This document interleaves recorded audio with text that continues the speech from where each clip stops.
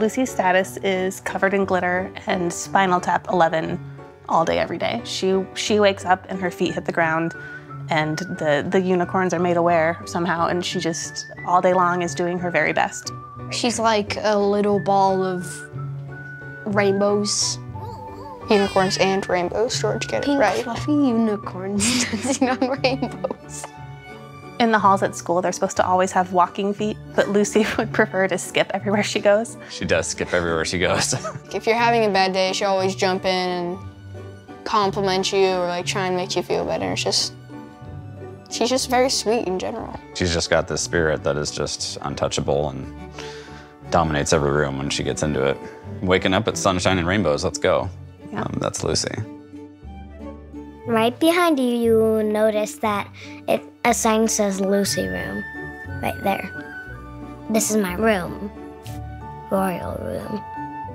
My house is the castle, and now Mom and Dad are the king and queen. And my brothers, they can be knights or big boys or seals or princes. I don't know what there are. Well, I'm just gonna have them as seals. They love seals, that's what. She's a princess at heart. I think she might be a real Disney princess, the way she acts every day. It's a little surprising that like woodland creatures don't help her get ready in the morning, like come in through the window and sing a song. Birds sing to her, yeah. Sing. Mirror, mirror on the wall, evil queen says that who's the prettiest of them all. And one day it says Snow White, and she was so mad. Because it's not about fashion, it's about who you are. Lucy's diagnosis happened in early November of 2018. It was just normal, regular, suburban family life up until about, well, mid-September. I got a call from her daycare provider that she wouldn't like walk around on her own anymore. And she was maybe 16, 17 months old at that point. And we took her in, saw the doctor. They said it was some kind of a virus. Like, okay, and like she'll get over it. And then eventually she wouldn't stand either. And so I remember going to urgent care once and the doctor telling me like, well, it's not leukemia, so don't worry about that. And I was like, good, I didn't realize I was supposed to worry about that.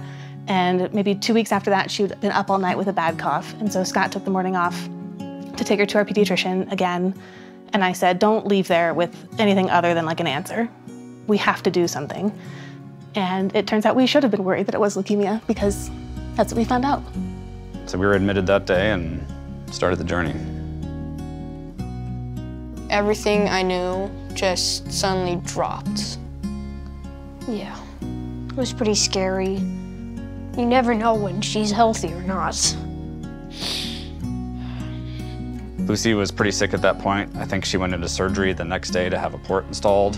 And then after that, it was living at the hospital. The brothers understood that like you have a sister who's sick. There are things that you can't do that your peers can do because it's not worth bringing home all the germs from this birthday party or that whatever, and having their childhood kind of put on pause because we have to save your sister's life. There's not like an option. There's not an easier way to do this. I would not let Lucy see that I was scared for her because she looks up to us, so I just tried to keep on a happy face. We did get kicked out of the hospital once for good behavior because Lucy was having too much fun. Yeah, I mean, despite all the pain and suffering, she was almost always happy. Dr. Festino came in and told us that she would qualify for Make-A-Wish, and Scott said something like, oh, well, she loves princesses and she loves Disney princesses especially. Maybe they could like come to her birthday party or something. And Dr. Festino goes, dream bigger. My wish was to go to California and all the Disneylands. She really loved Frozen and like all the Pixar and Disney stuff. And we would just watch almost every movie at the hospital together. The first little thing that clicked into place for her was that the princesses will be at Disney. That's obviously where they live all the time. And then Anaheim Disneyland has Sleeping Beauty's castle. Cinderella's castle is in Florida. Sleeping Beauty, in Lucy's opinion, is a superior princess. So we wanted to go to where her castle was. I mean, she knew what she wanted. She wanted to meet her people. She needed to report for work with her future colleagues. Yeah, she needed to report for duty. She's a princess. She needs to be where the princesses are. Yep. Cinderella, Aurora, Ariel, Elsa, and Anna. My favorite princesses are all of them. She finished treatment January 18th of 2021, so 2.5-ish? 2.5 years about of treatment. The Make-A-Wish trip was, wow. Monumental. I mean, just absolutely integral to getting the kids through it. It was a glimmer of hope in what seemed like endless darkness. January 2024, so it was almost 3 years after. I ate breakfast with Minnie Mouse, and I saw Tigger. And the funny part at Disney, most of all, was when he just kicked the door open. You go meet different princesses, different stations. No, they got all the princesses together in one room for her. 20, 30 minutes with all the princesses by herself. And I told, Princess Sleeping Beauty, what's her name? Aurora. I said, if you ever see a glowing green thing flying around, do not follow it. And I told her, if you see an evil witch, just go out of the cave. And Princess Cinderella, whenever her mean stepmother says to make her breakfast, just ignore her, make your own breakfast. We've done something that's unimaginable, and now you get to celebrate. The Make-A-Wish shirts make you stand out a bit, but and get treated like royalty, like she deserved.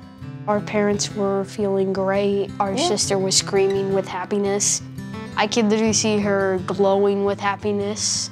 She'd go on every single ride, and me and Jonas would accompany her on it. Right there is the painting of Snowy Mountain. You see the Yeti 2 times. And I had to close my eyes when I saw the Yeti. I was pretty scared of Yeti. That's the most scary part.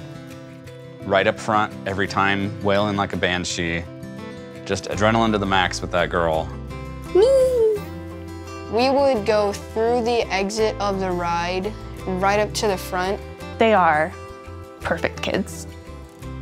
Jonas, because he has the softest heart in the world, was looking at the lines of people. He's like, I feel bad for them having to do all the... Yeah, the waiting. Lucy'd have a 4-hour infusion of chemo. They all went together, they played out on the floor, they had snacks. I mean, you've waited enough. You get to... You've done your waiting. Yeah, you get to go to the front of the line for once, so.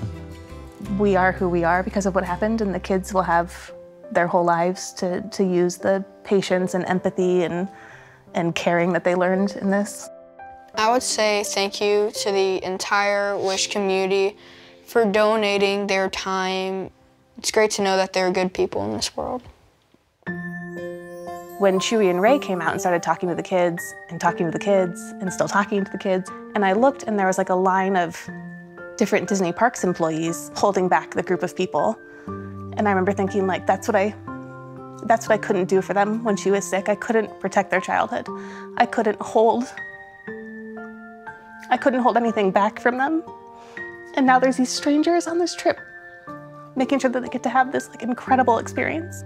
Something we'll remember forever, the kids will remember forever. They really went above and beyond and made it magical and special and made them feel like the most special kids in the world. It was such a pure childhood experience for them. This one super potent week of just everything perfect about being a little kid was amazing. It was just the most magical thing that could ever happen to these kids and this family. So we're eternally grateful.